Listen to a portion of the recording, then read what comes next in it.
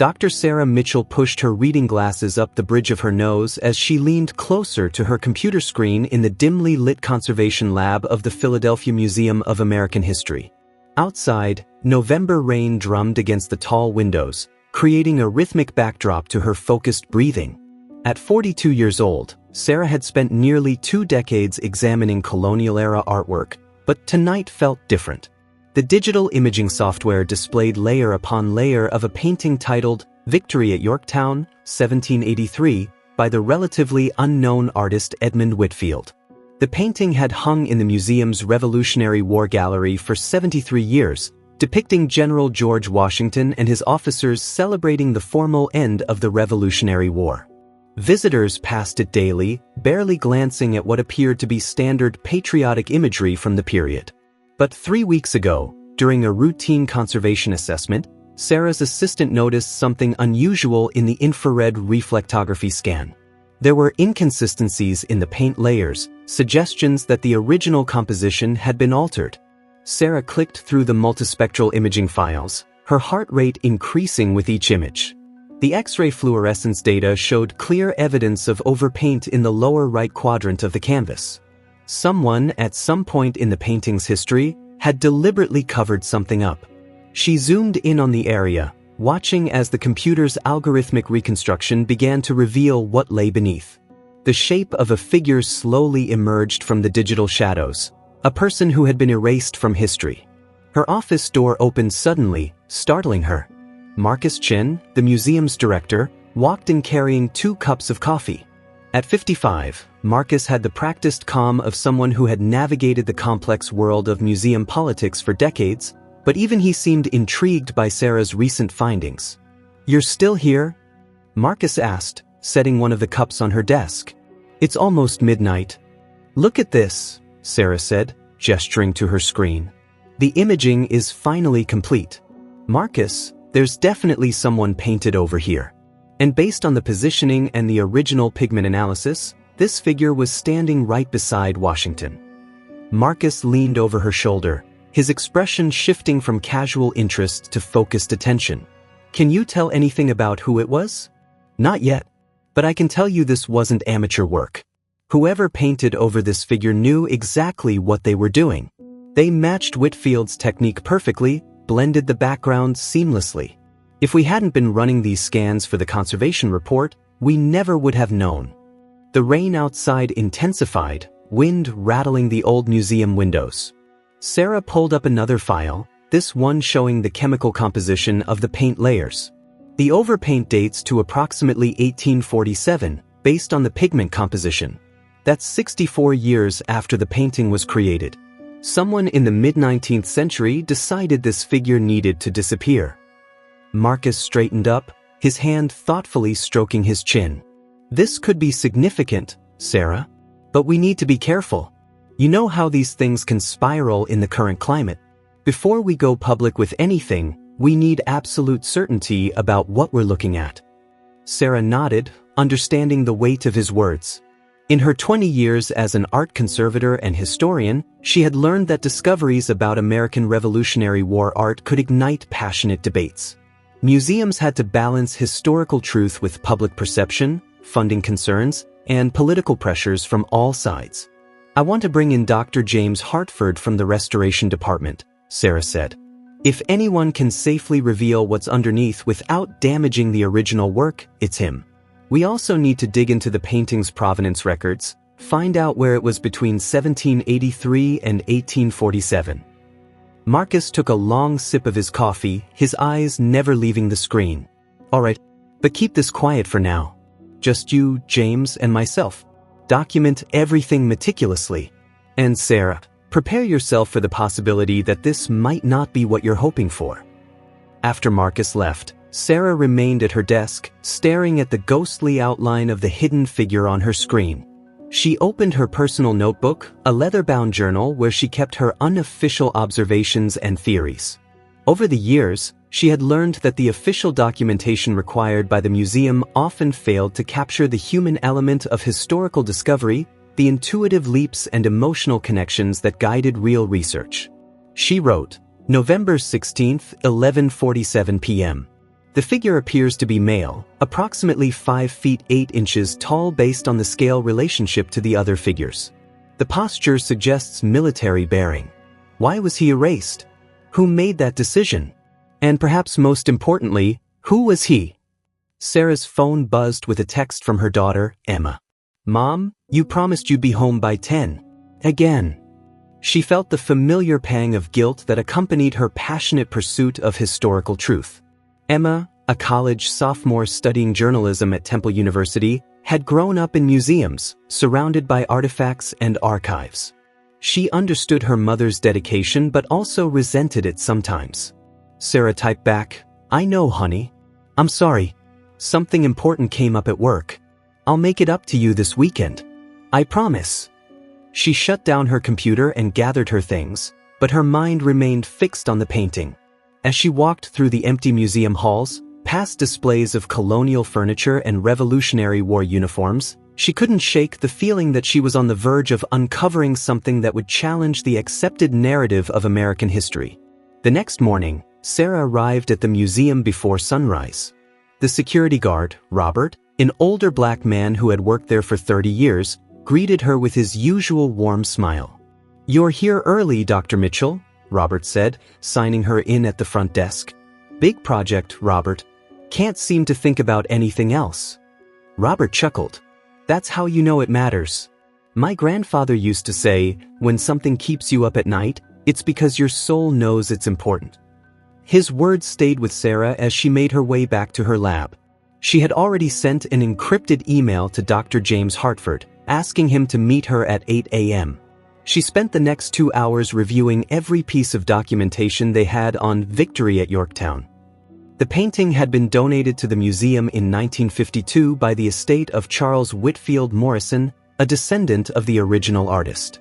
Before that, it had hung in the Morrison family home in Richmond, Virginia. The provenance was relatively straightforward, but there was a notable gap in the records between 1845 and 1850. The painting seemed to have been sent out for restoration during that period, though the documentation didn't specify who performed the work or what was done. James Hartford arrived precisely at 8, carrying his own laptop and a portable X-ray fluorescence analyzer. At 63, James was one of the most respected art restorers in the country, with a particular expertise in 18th century American painting techniques. His hands, steady despite his age, had restored dozens of priceless works. "Sarah," he said, settling into a chair across from her desk, "your email was intriguing. Show me what you found." For the next hour, Sarah walked James through all the imaging data. He listened intently, occasionally asking technical questions about the spectral analysis or the paint composition. When she finished, he sat back, his expression thoughtful. "This is remarkable," James said quietly. "If what you're suggesting is true, if there's a complete figure hidden under that overpaint, we're looking at a major historical revision. But Sarah, removing that overpaint is going to be an incredibly delicate process. We're talking about months of work, possibly longer." "I know," Sarah replied. "But don't we owe it to history to find out the truth?" James smiled. "Spoken like a true historian. Yes, I believe we do. But we'll need approval from the board, proper funding for the restoration, and a comprehensive plan for how to handle whatever we discover. This isn't just about art conservation anymore. This is about confronting historical narratives." Sarah nodded, feeling the weight of responsibility settling on her shoulders. "I'll prepare a proposal for the board. In the meantime, can you at least do a preliminary assessment? I need to know if restoration is even feasible before we go any further. Of course, give me a few days to examine the painting directly. I'll need to take some microsamples to understand the exact composition of the overpaint and how it's bonded to the original layers." As James left, Sarah's phone rang. It was Marcus. "My office, please. We need to talk." Sarah found Marcus at his desk, looking more serious than usual. "I've been thinking about your discovery all night," he said. "This morning, I called Theodore Morrison, the great-great-grandson of Charles Whitfield Morrison. He's the one whose family donated the painting back in the 50s. "What did he say?" Sarah asked, sitting down. "He had no idea about any alterations to the painting. But he did mention something interesting. There's a trunk in his attic filled with Edmund Whitfield's papers and letters. He's never gone through it thoroughly because most of it seemed like mundane correspondence and sketches. He's agreed to let you examine it. Sarah felt a surge of excitement. That could be exactly what we need. If Whitfield wrote about the painting, about who was in it originally, we might have documentary evidence to support what the imaging shows. Theodore lives in Alexandria, Virginia. He's expecting you tomorrow afternoon. I'm authorizing travel expenses. Take your time, go through everything carefully. And Sarah, be discreet. The Morrison family is quite prominent in Virginia. They're major donors to several historical societies. That evening, Sarah sat with her daughter Emma at their small dining table in their apartment in Philadelphia's Fairmount neighborhood. Emma had made pasta, her specialty, and was telling Sarah about her journalism class's latest assignment on investigative reporting. We're supposed to find a story that hasn't been told, something hiding in plain sight, Emma explained, twirling spaghetti on her fork. My professor says the best stories are the ones everyone thinks they already know. Sarah smiled. That's exactly what I'm working on right now. A painting everyone's seen for decades, but nobody really looked at. Emma's eyes lit up. Can you tell me about it? Sarah hesitated, remembering Marcus's instructions about discretion. But Emma was studying journalism, learning about research and verification. Maybe sharing the process would help her understand why her mother's work mattered so much. There's a painting at the museum, Sarah began carefully. From 1783. It shows the end of the Revolutionary War. But we've discovered that someone years later painted over part of it. Covered up one of the figures. Why would someone do that? Emma asked, leaning forward. That's what I'm trying to find out. Tomorrow, I'm going to Virginia to look through the original artist's personal papers. Maybe he wrote something that will explain who was erased from that painting and why. Emma was quiet for a moment, then said, Mom, this could be a really important story. Not just for the museum, but for understanding history.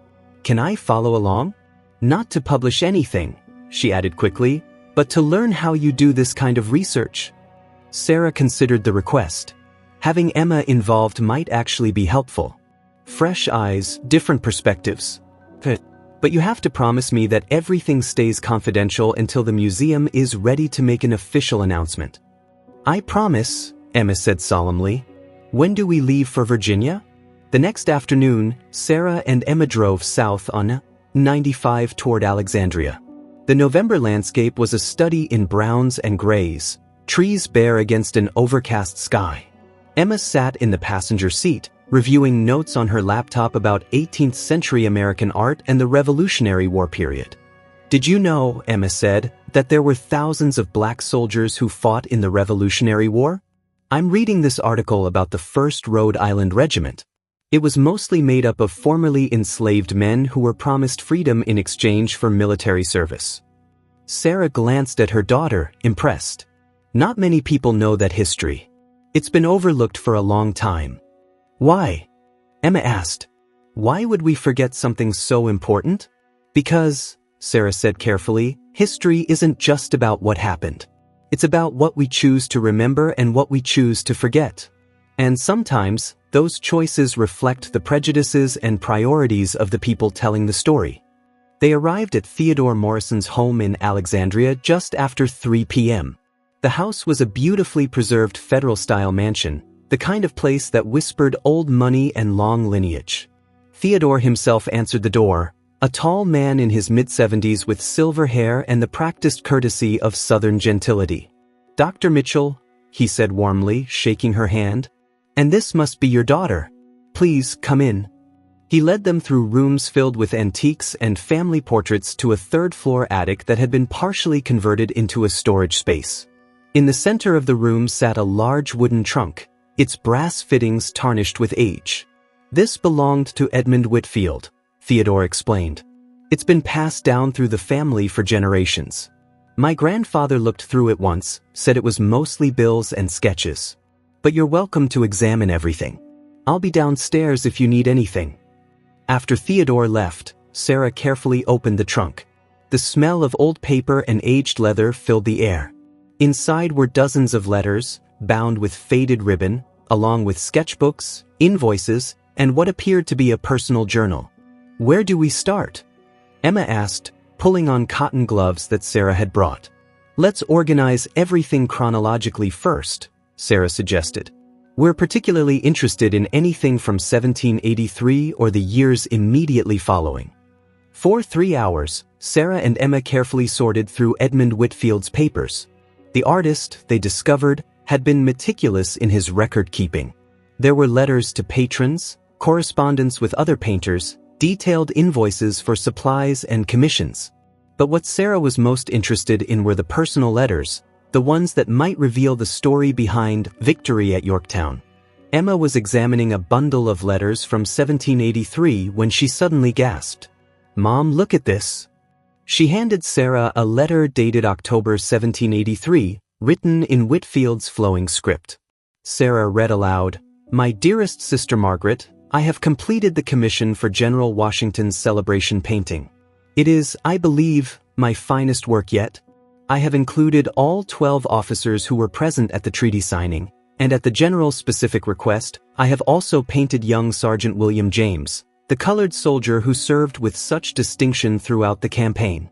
The General insisted that James deserved to be remembered alongside the officers, a sentiment I found both surprising and admirable for a man of his station." Sarah's hands trembled slightly as she held the letter. "Emma, this is it. This is documentary evidence." The figure that was painted over, his name was William James. Emma was already typing notes on her laptop. "A sergeant. That means he held rank. Mom, this is incredible." Sarah carefully set the letter aside and continued searching through the papers. Another letter, this one from November 1783, provided more details. Whitfield wrote to a patron, "The painting has been well received, though I confess some have expressed surprise at my inclusion of Sergeant James among the celebrated officers. I explained that it was done at General Washington's explicit request, but I fear some find it inappropriate. Nevertheless, art must serve truth, and the truth is that men of all stations contributed to our independence." As the afternoon turned to evening, they discovered more letters, piecing together William James's story through Whitfield's words. James had been born enslaved in Virginia, had run away at age 17 to join the Continental Army in 1777. He had fought at Valley Forge, Monmouth, and eventually Yorktown. His bravery during a crucial scouting mission had earned him his sergeant's rank, one of the few black soldiers to achieve such distinction. But the most revealing letter came from 1847, written not by Edmund Whitfield, who had died in 1828, but by his son, Thomas Whitfield. Sarah read it with growing sadness. "To Mr. Henry Morrison, regarding the restoration of my father's painting Victory at Yorktown.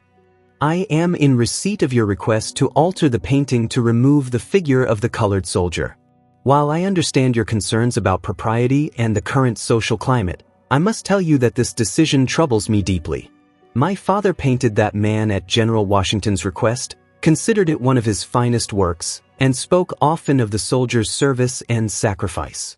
However, I also understand that times have changed, and what was acceptable in 1783 may not be seen the same way now. If you insist that the painting must be altered to be displayed in your home, I will arrange for a qualified artist to carefully paint over the figure, though I do so with great reluctance and shame." Sarah sat back, the letters still in her hands. They erased him from history because it became socially unacceptable to acknowledge a black soldier's service. 64 years after the painting was created, they decided William James didn't deserve to be remembered. Emma was quiet, her young face reflecting a mixture of anger and sadness. "That's horrible. He fought for independence, earned his rank, was specifically requested to be in the painting by Washington himself, and they just erased him because of racism." "That's exactly what happened," Sarah said. "And now we have the evidence to prove it." Theodore Morrison appeared at the attic door, carrying a tray with coffee and cookies. "How is your research progressing?" Sarah stood, gathering the letters carefully. "Mr. Morrison, we've found something extraordinary. These letters tell the story of a man named William James, a black sergeant who was originally painted into Victory at Yorktown, but was later removed. Your ancestor, Henry Morrison, requested that alteration in 1847. Theodore's expression shifted from polite interest to genuine concern. He set down the tray and picked up one of the letters, reading it slowly. When he finished, he looked at Sarah with something like resignation in his eyes. "I see," he said quietly. "I suppose every family has things in their history they're not proud of. What do you plan to do with this information?" "With your permission," Sarah said carefully, "I'd like to have these letters properly archived and studied. They're crucial historical documents. They prove that William James existed, that he served with distinction, and that he was deliberately erased from historical memory." Theodore walked to the attic window, looking out at the darkening Virginia sky. "Dr. Mitchell, my family has always prided ourselves on our connection to American history. We've donated artifacts, funded scholarships, supported historical societies. But I'm not naive. I know that history is complicated, that my ancestors made decisions I wouldn't make today." He turned back to face them. "Take the letters. All of them. Do whatever research you need to do. If there's a story that needs to be told, tell it. I won't stand in the way of historical truth, even if it reflects poorly on my family." "Thank you," Sarah said sincerely. "This means a great deal." On the drive back to Philadelphia, Emma was uncharacteristically quiet. Finally, she said, "Mom, I've been thinking. William James wasn't just erased from that painting. He was erased from history books, from the narrative we tell about the Revolutionary War. How many other stories like his have been lost?" "Too many," Sarah admitted. "But that's why this work matters, Emma.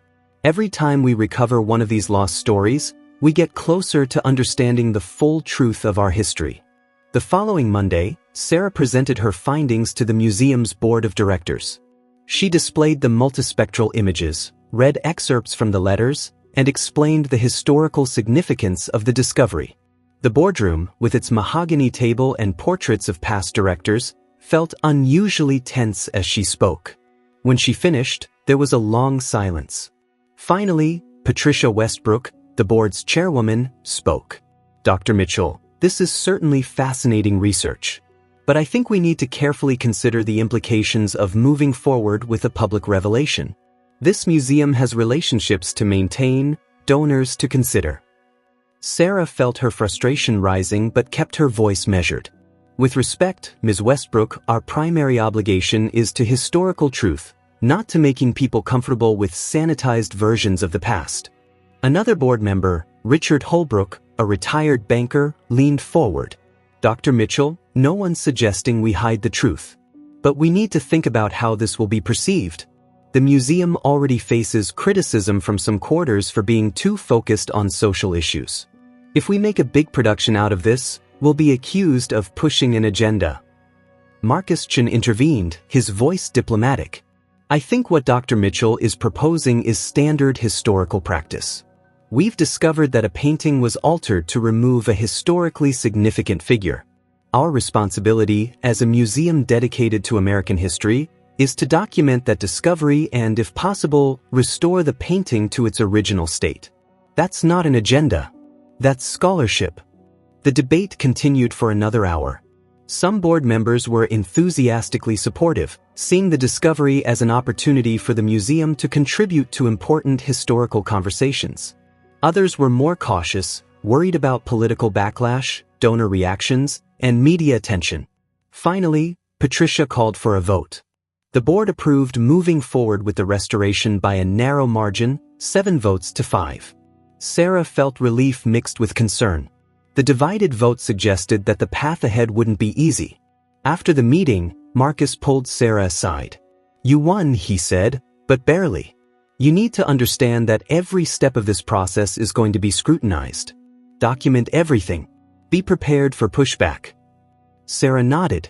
"I understand. When can James start the restoration?" "He'll begin preliminary work next week."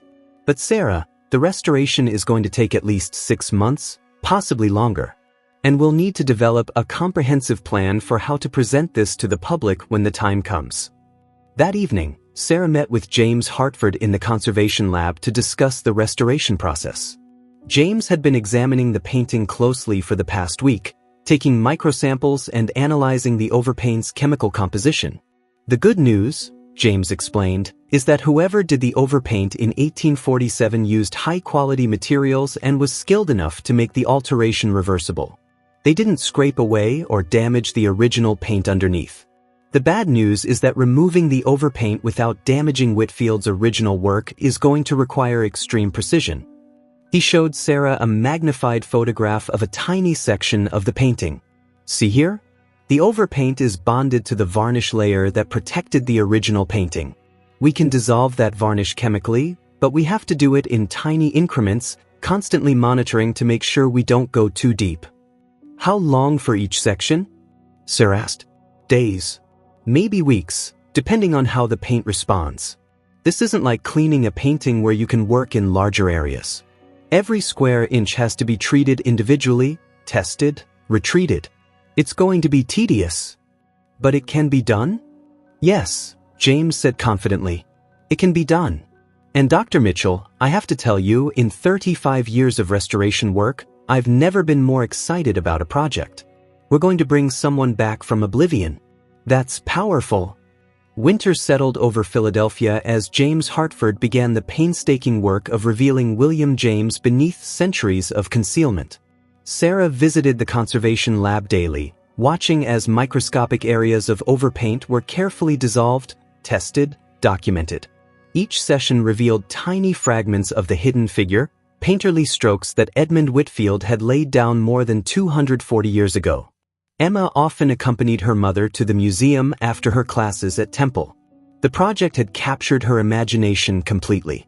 She spent hours in the museum's research library, digging through military records, pension files, and regimental histories, trying to piece together more information about William James's life and service.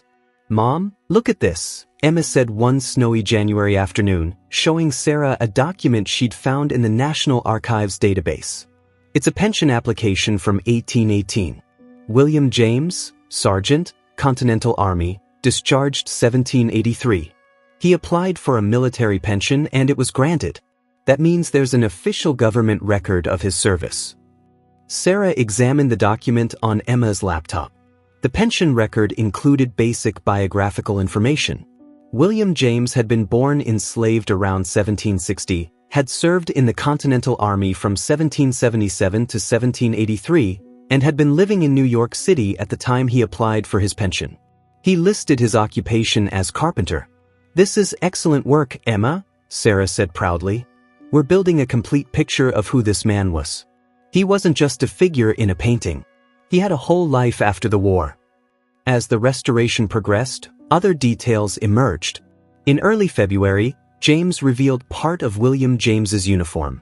The careful brushstrokes showed a Continental Army coat, the distinctive blue wool with buff facings that marked regular Army troops. The sergeant's stripes on his sleeve were clearly visible, painted with precise attention to military detail. Whitfield knew what he was doing, James commented as he worked. "Look at how he painted these details. This isn't some generic soldier. He painted a specific person in a specific uniform. He was documenting history as accurately as he could." But the restoration faced obstacles that went beyond technical challenges. In mid-February, an anonymous editorial appeared in a local newspaper criticizing the museum for spending resources on politically motivated revisionism.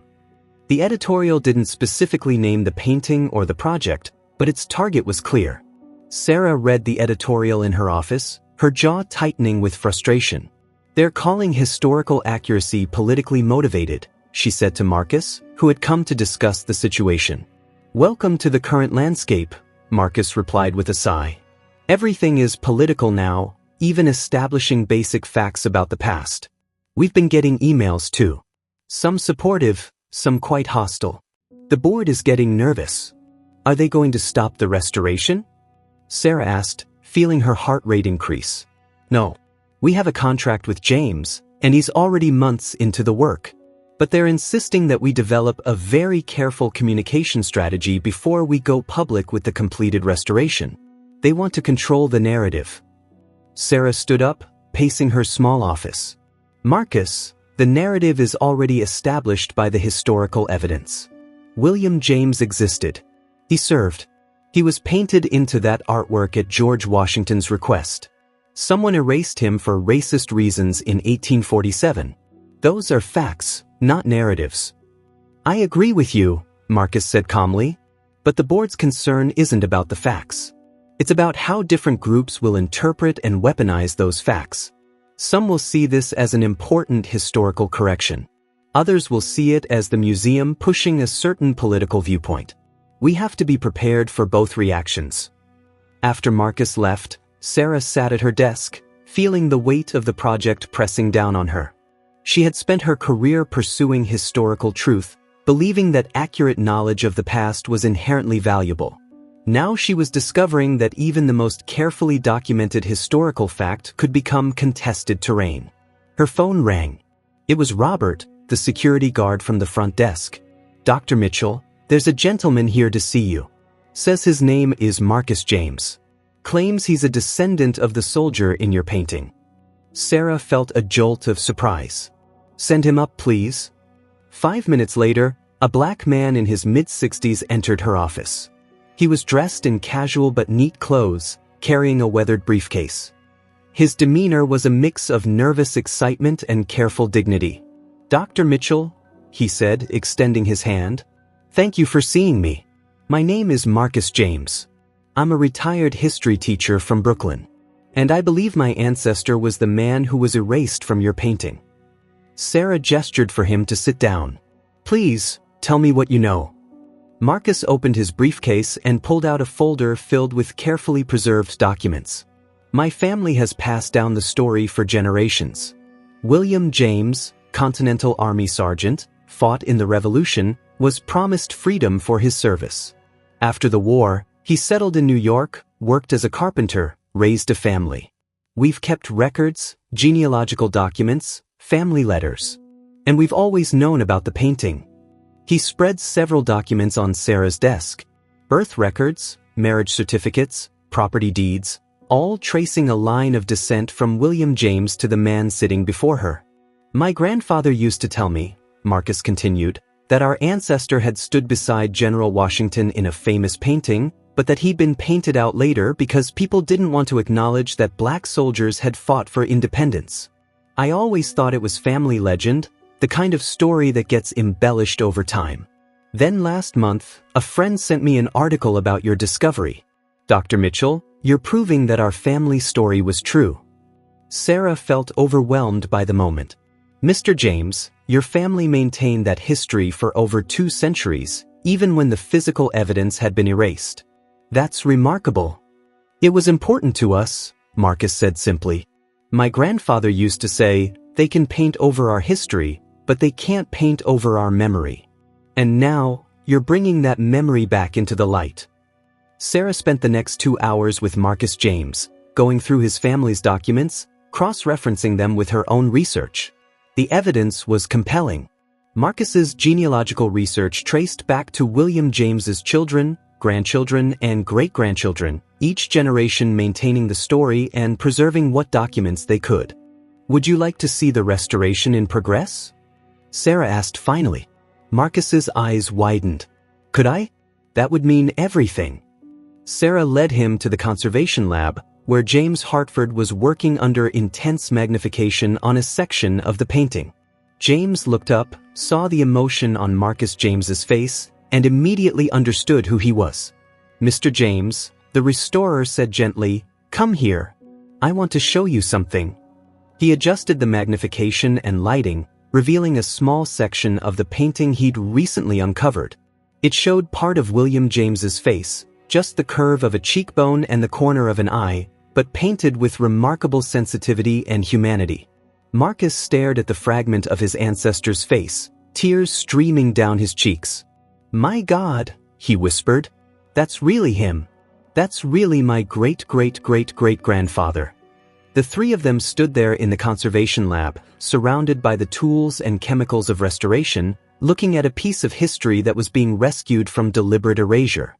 Sarah felt the profound significance of the moment. This wasn't just academic research anymore. It was about honoring a man's service, acknowledging his existence, and connecting him to the family that had refused to forget him. After Marcus James left, Sarah and James Hartford continued to discuss the restoration. "We're about 60% complete," James explained. "Another 3 months, maybe 4, and we'll have revealed the entire figure.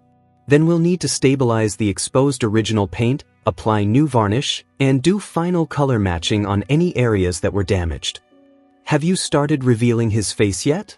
Sarah asked. "Just starting. That's the most delicate part."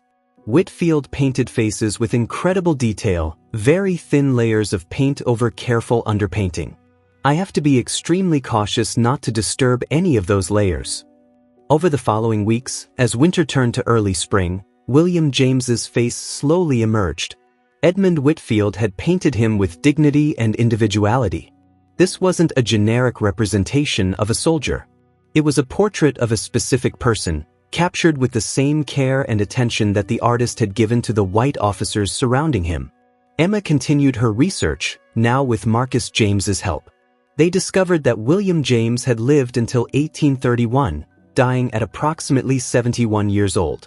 He had married, raised 4 children, owned his own carpentry business. In his pension application, he had described his war service in detail, including the reconnaissance mission that had earned him his promotion to sergeant. "Listen to this," Emma read from a document Marcus had provided. William James's own words from his pension application. "I served my country with honor and risked my life for the cause of liberty. I never asked for special recognition, only that my service be acknowledged and that I receive the pension promised to all soldiers who gave their best years to the fight for independence." Sarah looked at her daughter, seeing how the project had transformed her.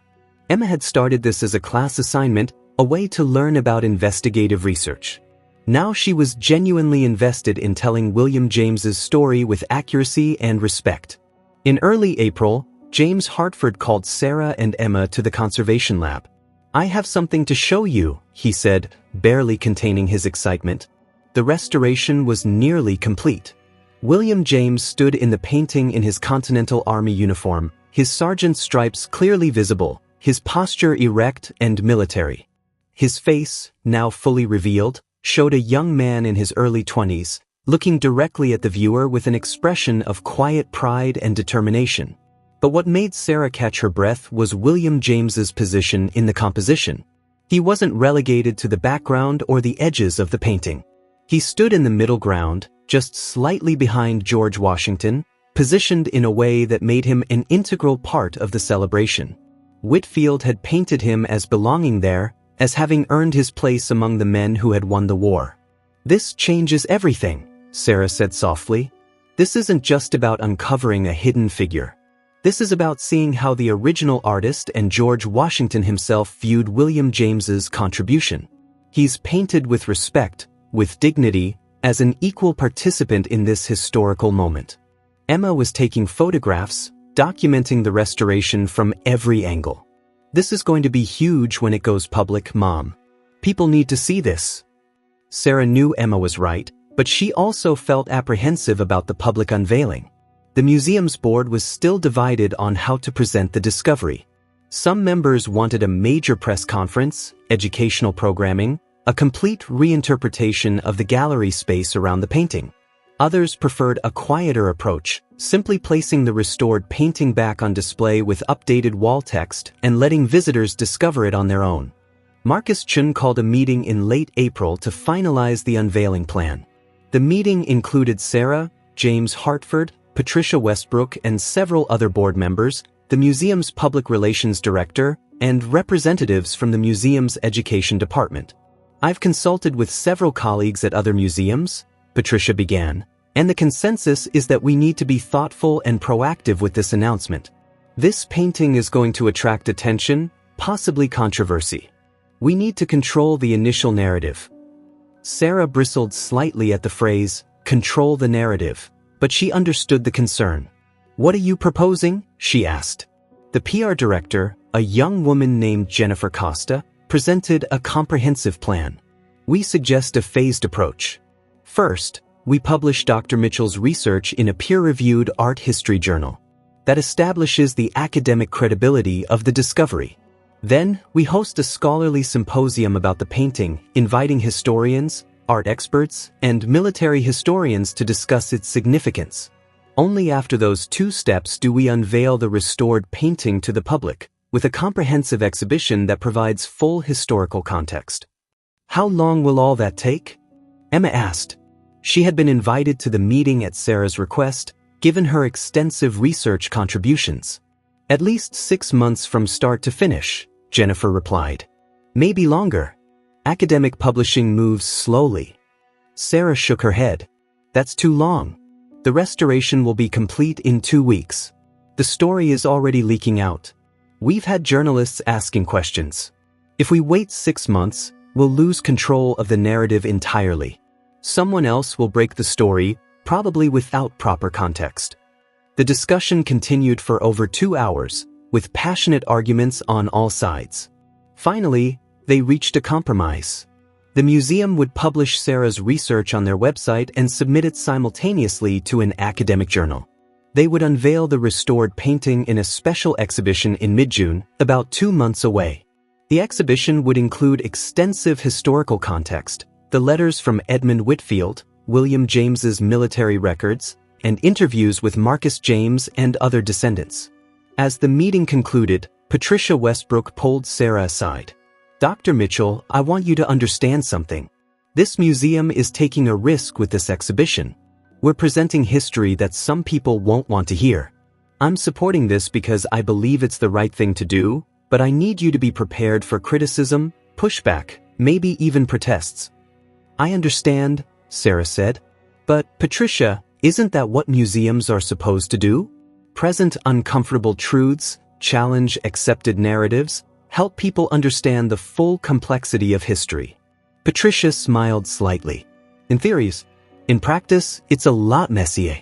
But yes, this is what we should be doing. I just wanted you to know what you're getting into. The weeks leading up to the exhibition unveiling were intense. Sarah worked with the museum's curatorial team to design the exhibition space, selecting complementary artifacts, writing wall text, and creating an audio tour that would guide visitors through the story of William James and the painting's alteration and restoration. Emma, with Marcus James's help, produced a short documentary video that would play in the exhibition space. The video combined interviews with Sarah, James Hartford, and Marcus James, along with historical footage and animated sequences showing how the painting had been altered and restored. In mid-May, Sarah published her research on the museum's website. The article was titled Rediscovering Sergeant William James, Art, Memory, and the Contested Legacy of Revolutionary Service.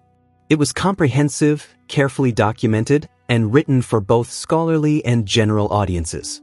The response was immediate and intense. Within 24 hours, the article had been shared thousands of times on social media. Major newspapers picked up the story. Sarah found herself fielding interview requests from national media outlets, academic journals, and documentary producers. Not all the responses were positive. Some critics accused the museum of woke revisionism, claiming that the restoration was politically motivated. Others argued that focusing on one black soldier's story was tokenistic, that it didn't address the broader systems of enslavement and racism that shaped revolutionary America. Some people questioned whether the painting was really altered at all, suggesting that the museum might be fabricating evidence for publicity. Sarah tried to respond to legitimate criticism thoughtfully while ignoring the more extreme or bad faith attacks. She gave interviews to several reputable news outlets, always emphasizing the historical evidence and the careful, methodical process of discovery and restoration. Emma, meanwhile, faced her own challenges. Her journalism professor loved the documentary she'd produced and wanted to use it as a teaching example. But some of Emma's classmates criticized her, suggesting that she'd only gotten access to the story because of her mother's position. Emma struggled with those accusations, feeling defensive but also understanding that privilege and access were real considerations in journalism. They're not completely wrong, Emma admitted to Sarah one evening as they prepared dinner together. I did have advantages they didn't have. But does that mean I shouldn't have pursued the story? Should I have ignored something important just because I had insider access? Those are good questions to wrestle with, Sarah replied. I don't think there are easy answers. But I do know that you did serious, careful research. You treated William James's story with respect. You didn't sensationalize anything or cut corners. That matters. The day before the exhibition opening, Sarah and Marcus James stood together in the newly designed gallery space. The restored painting hung in the center, dramatically lit, with William James now clearly visible standing beside George Washington. The surrounding walls displayed the letters, military records, family genealogy, and photographs of the restoration process. How do you feel? Sarah asked Marcus. Overwhelmed, he admitted. Proud. Sad that it took so long. Grateful that it happened at all. He paused, looking at his ancestor's face in the painting. My grandfather would have loved to see this. He died believing that someday, somehow, the truth would come out. He was right. The exhibition opened on a warm June evening with a special reception. The museum had invited journalists, historians, educators, and community leaders. Marcus James was there with several other descendants of William James, representing multiple branches of the family tree. Theodore Morrison came from Virginia, wanting to publicly support the project despite its implications for his family's history. Sarah gave a brief speech to the assembled crowd, standing in front of the restored painting. What you're looking at, she said, is not just a painting. It's a testament to how we remember and forget, how we construct and revise historical narratives. Edmund Whitfield painted William James into this scene in 1783 because George Washington specifically requested it. Someone erased him in 1847 because they found his presence inconvenient or inappropriate. And we've revealed him today because we believe that historical truth matters, even when it's uncomfortable. She gestured to Marcus James. But this isn't really my story to tell. It's the story of William James and his descendants, who maintained his memory for over 2 centuries, even when the physical evidence had been erased. It's the story of how communities preserve their own histories, passing down knowledge and dignity across generations. I was just the person who helped bring that hidden history back into the light. Marcus James stepped forward, visibly emotional. My family has known about Sergeant William James for as long as we've existed as a family, he said. We knew he fought, we knew he served with honor, we knew he'd been erased from this painting. But we also knew that erasure didn't make him less real, less brave, or less worthy of memory. This painting's restoration doesn't change my ancestor's story. He was always there, always part of history. But now, finally, everyone else can see him too. The exhibition officially opened to the public the next morning. Lines formed early, with visitors waiting to see the restored painting and learn William James's story. The museum had prepared educational materials for school groups, and bookings from teachers poured in immediately. Sarah spent much of that first day in the gallery, observing visitors' reactions. Some people were moved to tears. Others engaged in intense discussions about Revolutionary War history, military service, and the long struggle for recognition and equality. A few visitors were skeptical or critical, questioning the museum's interpretations or challenging specific historical details. One elderly white woman approached Sarah with tears in her eyes. My father was a history teacher, she said. He taught the Revolutionary War as this simple story of patriots and British, good versus evil. He never mentioned black soldiers, never talked about the complexity of slavery during the Revolution. I wish he'd lived to see this. I think it would have challenged him in good ways. A young black student, maybe 16 years old, stood in front of the painting for nearly 20 minutes, just staring at William James's face. When he finally turned away, he had a determined expression. I'm going to be a historian, he told his teacher. I want to find more stories like this. The exhibition received extensive media coverage. Major newspapers ran feature articles. Morning talk shows discussed the discovery. Social media exploded with debates about the painting's significance and the broader questions it raised about how American history is taught and remembered. Not all the coverage was positive. Some conservative commentators criticized the museum, claiming it was prioritizing political correctness over historical accuracy. A few protesters demonstrated outside the museum, carrying signs that read, "Stop revising history," and "Honoring our founders, not dividing us." Sarah found those protests deeply frustrating. "We're not revising history," she told Emma after a particularly difficult day of dealing with hostile emails and social media attacks. "We're correcting a revision that happened in 1847. We're restoring the actual historical truth." "I know, Mom," Emma replied. "But for some people, the sanitized version is the only history they want to acknowledge. Anything that complicates that narrative feels like an attack to them." As summer progressed, the exhibition continued to attract visitors and generate discussion. Other museums reached out to Sarah, interested in creating traveling versions of the exhibition or developing their own projects examining hidden histories in their collections. Several universities invited her to speak, and she found herself becoming an unexpected spokesperson for the importance of rigorous historical investigation and the challenges of confronting uncomfortable truths about the past. Marcus James and his family became regular visitors to the museum. Sarah often saw them bringing other family members, friends, and community groups to see the painting. They had created a kind of informal educational mission, using William James's story as a starting point for discussions about military service, historical recognition, and the importance of preserving family histories. In September, 3 months after the exhibition opened, Sarah received an unexpected email from the National Portrait Gallery in Washington, D.C. They were interested in borrowing the painting for a major exhibition on Revolutionary War portraiture. It would be displayed alongside famous paintings of Washington, Hamilton, and other founders, treated as an equally significant historical artwork. Sarah called a meeting with Marcus Chen and the museum's board to discuss the request. The discussion was more positive than she'd expected. Even the board members who had been skeptical about the restoration project recognized that the painting had become culturally and historically significant beyond their museum. "This is what we hoped for," Patricia Westbrook said during the meeting.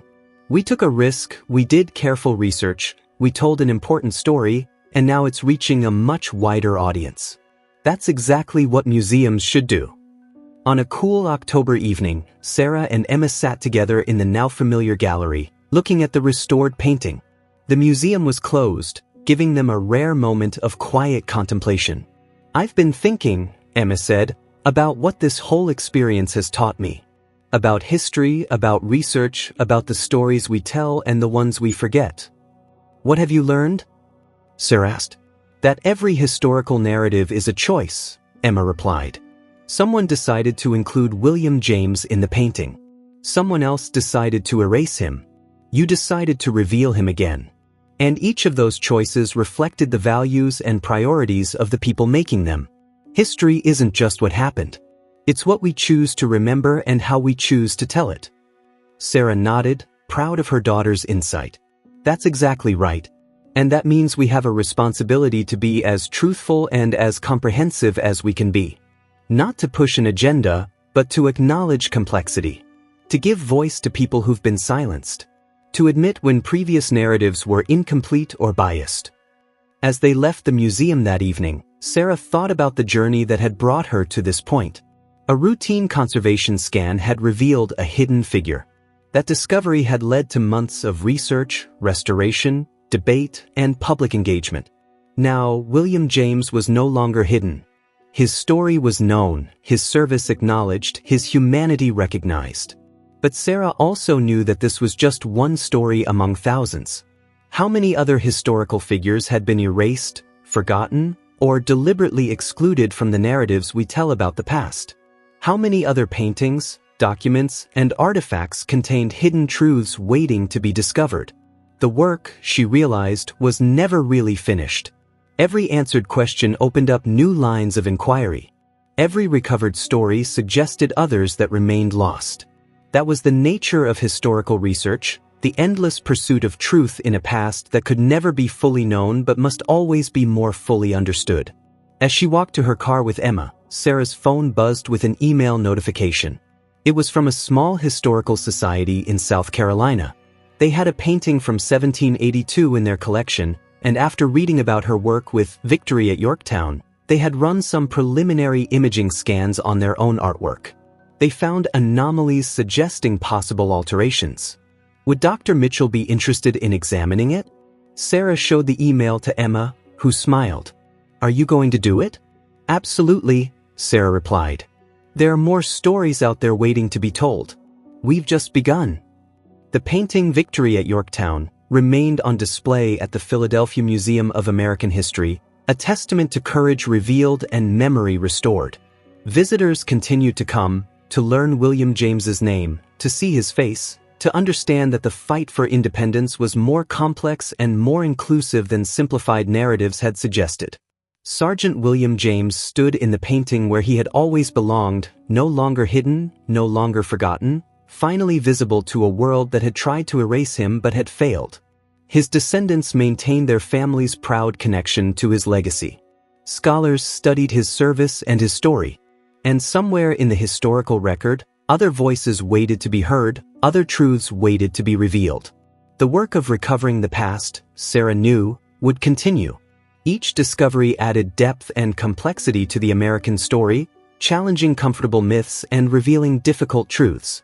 It wasn't always easy work. It wasn't always welcomed.